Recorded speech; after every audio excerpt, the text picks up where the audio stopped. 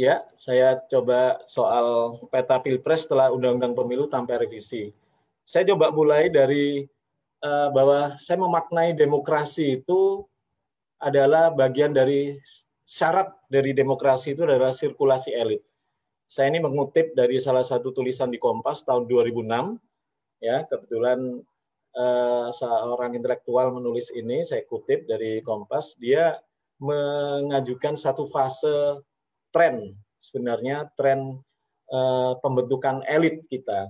Bahwa demokrasi itu memang dari rakyat, oleh rakyat, untuk rakyat. Tapi kita harus akui bahwa demokrasi selama ini yang bermain juga sebenarnya penentu itu elit gitu ya. Jadi memperbincangkan demokrasi tanpa menarik, tanpa kemudian memperbincangkan bagaimana sirkulasi elit, saya pikir tidak cukup relevan kita meninggalkan soal itu.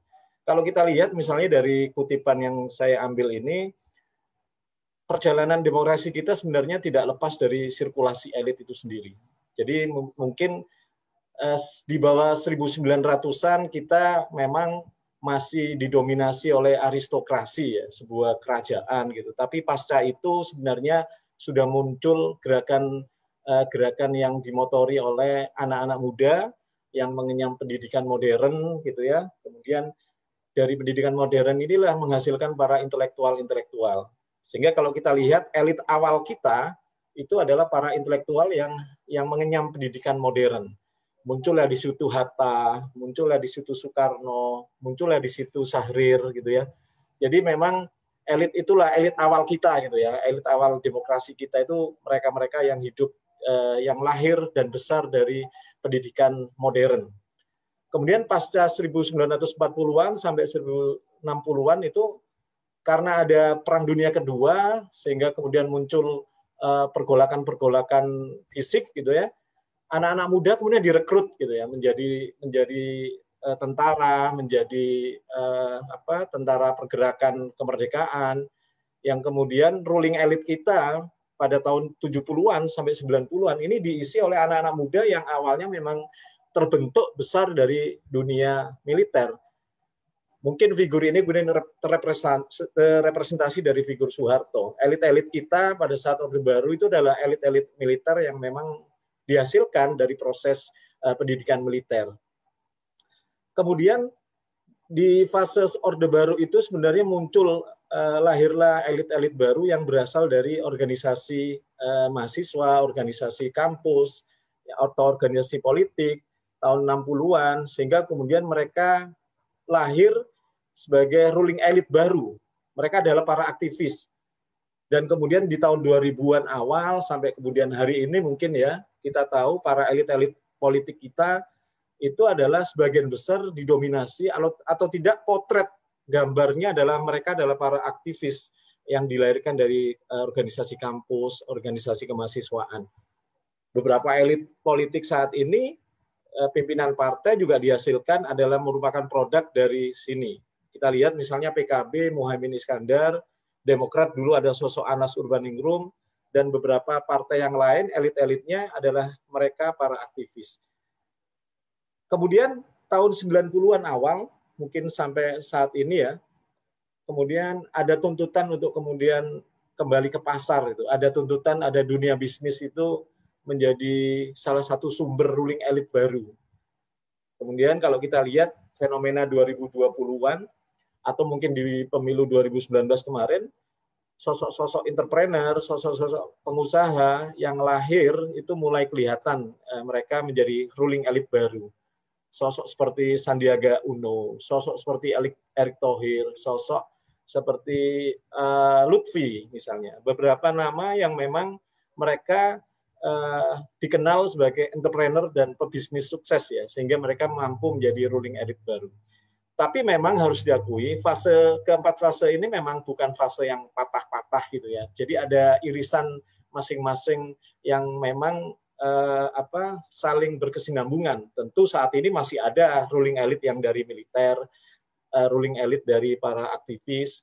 Tapi kalau kita lihat fenomena kelahiran ruling elite baru itu di fase-fase itu memang kelihatan sekali ya faktanya gitu. Saya mau bilang apa terkait ini, bahwa demokrasi itu memang membutuhkan sirkulasi, demokrasi itu memang membutuhkan pergantian gitu ya. Jadi memang tahapan itu memang menjadi satu syarat untuk menjaga kualitas dari demokrasi itu sendiri. Selain sirkulasi, saya pikir demokrasi itu juga membutuhkan checks and balance. Tadi sempat disinggung juga bagaimana ruang oposisi kita itu sebenarnya kelihatan sekali memang pasca reformasi. Kalau kita Orde Baru, kita nggak usah ngomong oposisi, tidak ada oposisi di Orde Baru. Pasca reformasi yang kita harapkan terjadinya checks and balance itu sebenarnya memang mulai muncul. Tapi kalau kita lihat memang tidak banyak partai yang memilih ruang ini gitu ya. Kalau kita lihat era pemilu, era pemerintahan Abdurrahman Wahid, era pemerintahan Megawati, itu hampir jarang tidak ada oposisi di situ. Kemudian era SBY sudah mulai muncul PDIP misalnya, dan Gerindra. Era Jokowi memang sudah muncul, tapi memang masih dominan partai-partai yang berharap masuk kekuasaan atau pemerintahan. Jadi bisa dikatakan oposisi itu bukan pilihan. Oposisi mereka berposisi sebagai oposisi ya karena memang kalah sehingga tidak ada kesempatan untuk masuk pemerintahan sehingga mau nggak mau menjadi oposisi. Jadi memang tidak sejak awal memposisikan itu mau jadi oposisi gitu ya. Kita lihat misalnya fenomena terakhir, PAN saat ini sudah menyatakan mendukung, tapi mereka belum dapat kursi di pemerintahan. Jadi memang saya masukkan kategori masih merah yang tadi. Kita lihat misalnya dari persentase pendukung pemerintah di parlemen, hampir memang jarang sekali oposisi itu mampu menguasai angka di atas 31%. Ya. Paling tinggi memang pada saat periode pertama pemerintahan Jokowi ketika keterbelahan itu awal-awal keterbelahan muncul ya dengan fenomena koalisi Merah Putih dan koalisi Indonesia Bersatu apa Indonesia Bersatu apa Indonesia Maju gitu ya saya lupa. Jadi itu kelihatan sekali memang ada upaya untuk memperkuat oposisi meskipun memang karena memang barisan sakit hati saja karena kalah gitu. Tapi dalam perkembangannya kemudian balik lagi oposisi kemudian melemah menjadi 25,7%. Jadi saya simpulkan dua faktor ini menjadi PR terbesar kita, apalagi yang faktor pertama tadi terkait dengan wacana 3 periode, saya pikir itu menjadi problem yang cukup serius. Apalagi belum lagi kita dihadapkan pada problem ruang oposisi yang semakin melemah. Bagaimana dengan pemilu 2024? Ini sebenarnya meskipun memunculkan keraguan ya dengan tidak adanya revisi undang-undang pemilu, saya pikir memang kita harus mencari peluang-peluang baru, ruang-ruang baru yang sebenarnya juga dijanjikan ya dalam tanda kutip di pemilu 2024. Karena mereka akan menghadirkan lanskap politik baru meskipun dengan aturan main yang lama. Satu, ya ini asumsi saya ya, tidak ada petahana di 2024 ketika misalnya tidak ada amandemen soal periode jabatan penambahan periode jabatan itu atau Wapres Kiai Ma'ruf yang saya pikir secara usia mungkin sudah sepuh, saya pikir bukan tidak mungkin kalkulasi kita mengatakan Kiai Ma'ruf apalagi proses pemilihan beliau pada saat 2019 kemarin memang sangat taktis sekali, sangat pragmatis sekali. Saya pikir tidak ada petahana menjadi cukup rasional untuk kita mengatakan pertarungan 2024 relatif bersih dari unsur-unsur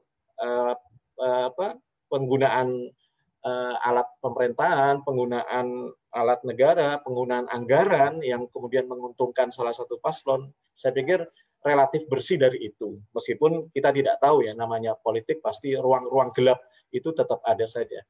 Yang kedua, ini pasti dengan tidak adanya petahana muncul sosok baru.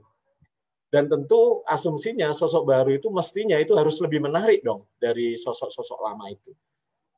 Dan yang ketiga, saya melihat pemilu serentak ini juga menjadi satu lanskap baru bagi kita karena mungkin ini baru pertama kita ya, meskipun 2019 kemarin sudah, tapi ini kan dari sisi penyelenggaraan ketika dihadapkan juga dengan pilkada yang dibarengkan di tahun yang sama, meskipun berbeda beberapa bulan, ini tentu menjadi lanskap politik baru, terutama bagi penyelenggara dan kita sebagai pemilih untuk kemudian melihat apakah kita bisa melakukan itu gitu ya.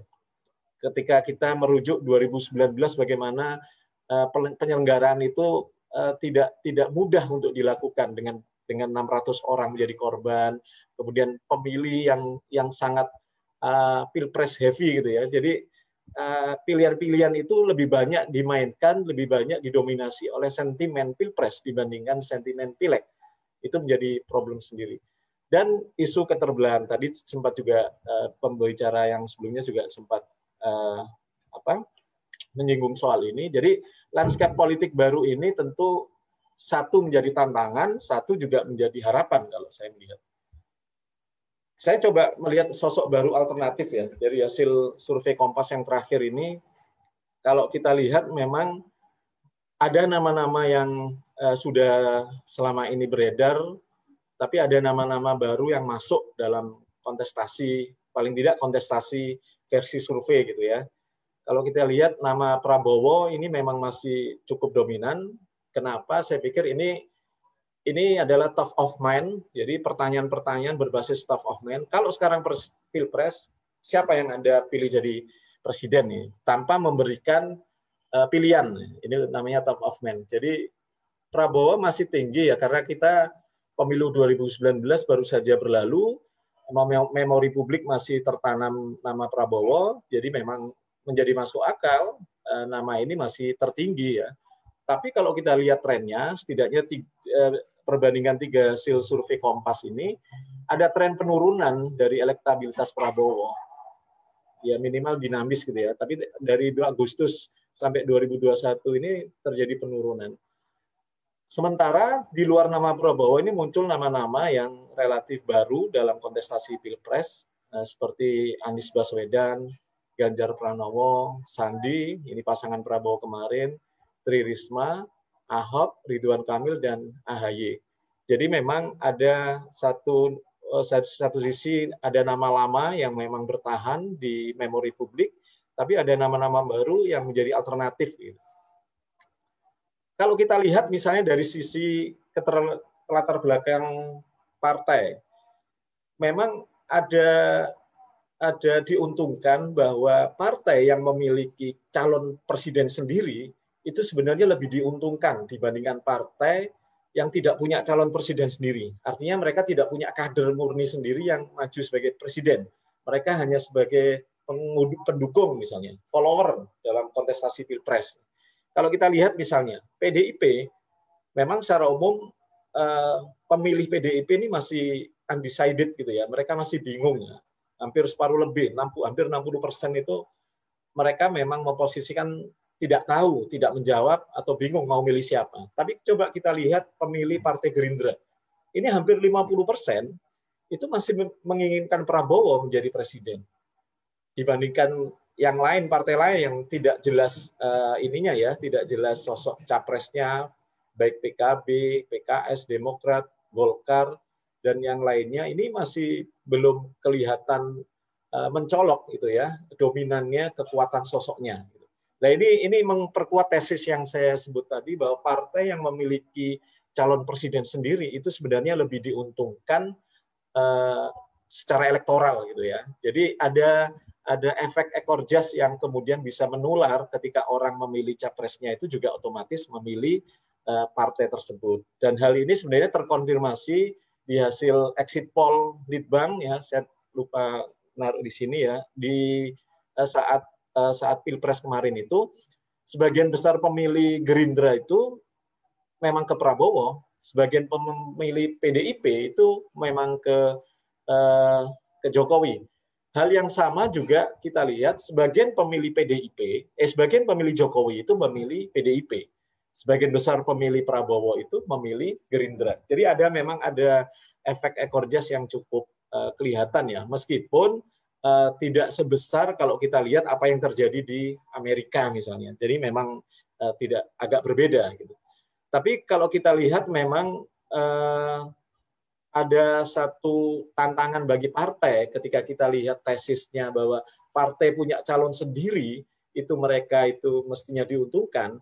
Dengan fenomena faktual saat ini, ketika Undang-Undang Pemilu tidak direvisi, otomatis tidak semua partai bisa mengusung calon presidennya sendiri karena mereka harus mengumpulkan kursi 20% atau kalau pakai mekanisme suara 25% tadi yang dijelaskan Ihsan. Jadi ada menurut saya memang ada kesengajaan dari partai daripada mereka bertarung mati-matian dengan calon mereka sendiri, mereka lebih baik mengusung calon yang pasti punya peluang lebih besar meskipun mereka secara elektoral bagi partainya mungkin tidak menjamin keterpilihan gitu ya, mendulang elektoral bagi partai gitu ya. Jadi kalau kita lihat memang beban pemilu saat ini tadi juga sempat disinggung adalah ambang batas presiden itu. Jadi kalau kita lihat Litbang pernah juga menanyakan ini ke publik soal ambang batas. Memang terjadi keterbelahan sikap publik ya. Kami sih melihatnya ini karena memang publik tidak begitu aware soal ini bisa jadi ya. Tapi ada keterbelahan misalnya, apakah masih perlu sih presiden itu dibatasi dengan ambang batas presiden gitu ya. Memang 53,8 menyatakan masih perlu, tapi hampir 40% itu menyatakan tidak perlu. Jadi yang menyatakan masih perlu itu alasan terbesarnya karena untuk membatasi jumlah presiden. Jadi mereka memang lebih ingin jumlah presiden itu lebih sederhana gitu ya. Kemudian agar capres didukung oleh partai yang kuat gitu ya, agar ada koalisi sejak awal. Gitu. Sementara bagi publik atau responden yang menyatakan tidak perlu ada ambang batas presiden, alasan terbesarnya adalah agar capres tidak otomatis dari partai kursi terbanyak, agar banyak pilihan calon presiden. Ini yang sebenarnya semangat kita bersama ya, agar ada banyak pilihan calon presiden yang menjadi alasan terkuat kita agar ambang batas presiden itu dihilangkan, dikurangi atau dihilangkan. Karena memang ambang batas itu memperkecil jumlah paslon. Kita tahu misalnya sejak 2004 ambang batas itu 15-20 ya, sebelumnya 15% kursi menjadi dan 20% suara, itu ada 5 paslon, tapi ketika dinaikkan 20% kursi atau 25% suara itu semakin sedikit ya. Sampai pemilu 2019 hanya 2 pasangan calon.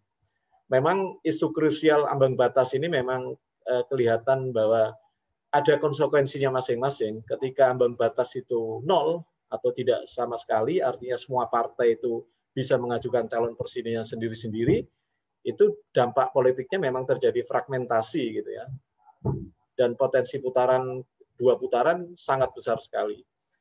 Kalau kemudian 10 sampai 15 misalnya pasangan calon bisa 4 sampai 5 pasangan, kemudian potensi 2 putaran memang sangat besar sekali dan memang terjadi fragmentasi politik, tapi setidaknya ada upaya konsolidasinya politiknya lebih mudah. Tapi ketika 20 sampai atau 25% jumlah pasangan calon kemungkinan 2 sampai 3 pasangan calon, bahkan mungkin bisa saja 4 ya. Tapi potensi putaran kedua hampir tidak ada sama sekali, pasti 1 putaran. Tapi memang problemnya adalah melahirkan polarisasi politik atau keterbelahan yang saat ini sudah kita hadapi. Nah, di ujung saya coba melihat sebenarnya bagaimana peta koalisi ketika partai itu tidak, ketika undang-undang pemilu tidak direvisi, sebenarnya kita masih punya kesempatan ada 3 model koalisi ya. Yang pertama mungkin bisa saja terjadi 4 capres gitu, 4 koalisi. Kalau pakai mekanisme kursi semua ya, PDIP itu kan sebenarnya lebih dari 20% perolehan kursinya. Kalau kita lihat kalau 4 koalisi, itu PDIP bisa mencalonkan sendiri, kemudian ada koalisi capres Golkar Gerindra, misalnya pakai pendekatan diaspora Golkar misalnya ya, karena Gerindra juga orang Golkar dulunya. Ini saya main ini aja potensi-potensi saja tanpa melihat ininya ya. Jadi misalnya bisa saja satu koalisi itu terbentuk juga oleh Golkar dan Gerindra, kemudian Nasdem dan PKB sudah cukup untuk melakukan koalisi, dan koalisi selanjutnya adalah Demokrat, PKS, PAN, P3. Jadi ada 4 koalisi, artinya ada 4 capres yang bisa mengajukan atau lahir dari proses koalisi di 2024 lagi. Bisa juga kemudian 3 koalisi, PDIP dan Gerindra. Kita tahu wacana yang muncul, misalnya Prabowo Puan sempat mencuat juga di sosial media. Saya coba mengikuti itu, misalnya PDIP dan Gerindra. Golkar misalnya sama Nasdem, pertemuan Erlangga beberapa terakhir dengan Nasdem dan juga beberapa partai yang lain, bisa saja koalisi itu juga terbangun misalnya. Mereka cukup Golkar sama Nasdem menjadi satu koalisi. Sangat tipis ya, mungkin nanti apakah bisa digenapkan itu ya, karena kan sebenarnya 115 kursi sebenarnya cukup ya. Kemudian koalisi yang ketiga ya koalisi PKB, Demokrat, PKS, PAN, P3, mungkin mereka pernah berkoalisi di era SBY menjadi satu koalisi sendiri gitu. Dan atau dua koalisi saja yang sebenarnya yang kita khawatirkan terjadi gitu ya, yang hari ini bisa saja terjadi lagi, itu koalisi pemerintah, partai pendukung pemerintah, dan koalisi di luar pemerintahan. Yang saya pakai ukurannya belum punya menteri di pemerintahan ya, artinya PAN saya masukkan di luar. Gitu. Artinya memang di 2024 pola koalisi masih terbuka, bisa saja lebih dari 2 koalisi, 3 bahkan 4 gitu ya, tergantung kemudian bagaimana dinamika. Ini secara matematika perolehan kursi, tapi tentu tetap tergantung dinamika politik yang terjadi, kalkulasi politik antar partai tentu akan menjadi hitungan tersendiri di luar matematika politik perolehan kursi ini. Jadi kalau saya melihat, kalau kita lihat jika ada revisi, sebenarnya kita bisa bermimpi agar ambang batas Pilpres itu menjadi 0 atau berkurang gitu ya. Atau mungkin ada pembatasan dukungan maksimal partai. Jadi selama ini di aturan kan dukungan minimal. Kenapa tidak misalnya kita buka wacana dukungan maksimal gitu ya. Itu untuk kemudian membatasi agar tidak hanya 2 paslon.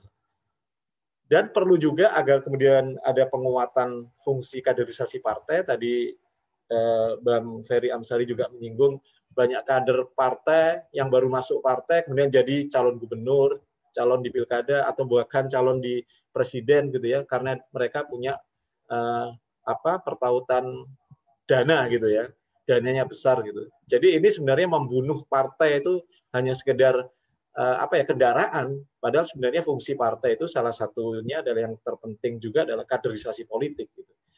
Itu kalau kemudian kita masukkan syarat di Undang-Undang Pemilu, saya pikir itu menjadi sesuatu yang cukup baik ya, tidak saja bagi publik, tapi bagi partai. Bagaimana mereka harus dipaksa bekerja untuk mendidik, mengkader orang-orangnya sehingga mereka siap menjadi calon pemimpin.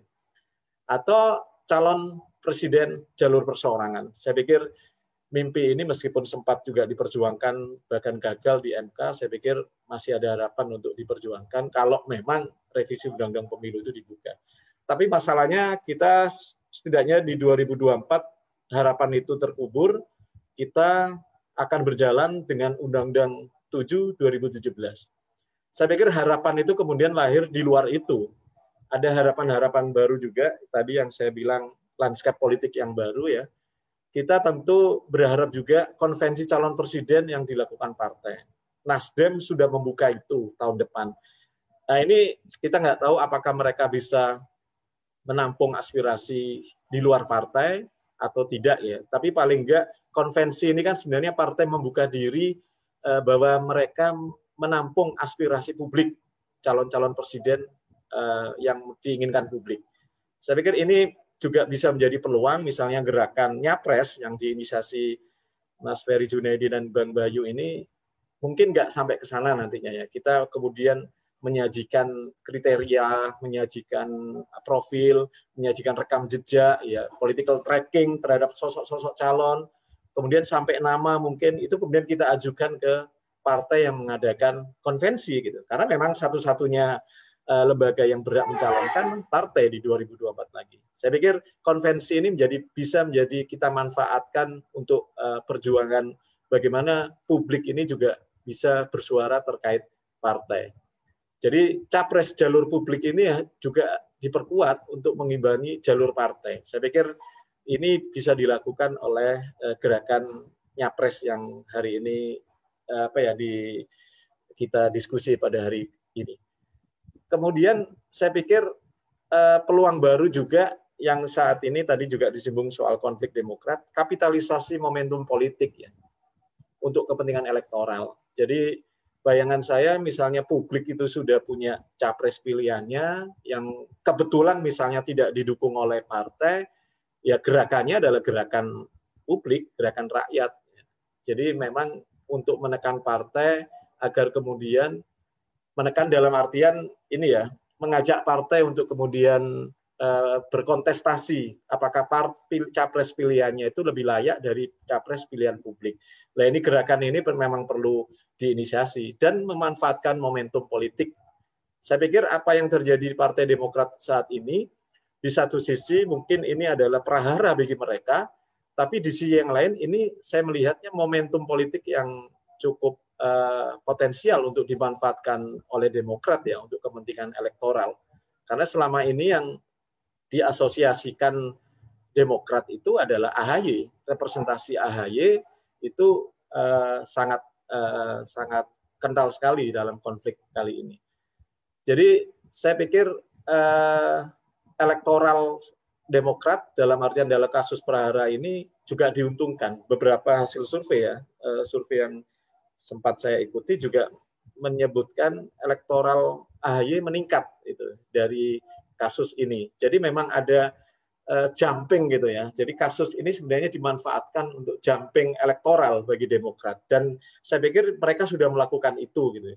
Karena itu mereka memanfaatkan ini dengan cukup baik kalau saya lihat ya, dengan misalnya kalau lihat press release yang dipersiapkan oleh Demokrat begitu rapi, begitu seremonial. Ini kan ciri-ciri partai modern dengan memanfaatkan selebrasi gitu ya.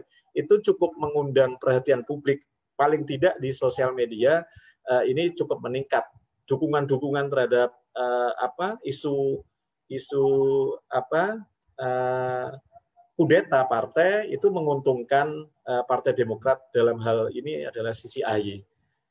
Kemudian yang terakhir tentu karena tadi tren pasar itu menjadi salah satu yang dominan dalam demokrasi kita, survei itu menjadi alat ukur yang mau tidak mau memang harus dilakukan ya untuk merekam peluang seseorang itu secara elektoral dalam kontestasi politik. Jadi kalau memungkinkan misalnya nyapres bikin survei sendiri gitu ya, survei sendiri tentang tidak hanya terkait sosok, tapi terkait juga kriteria, terkait juga latar belakang.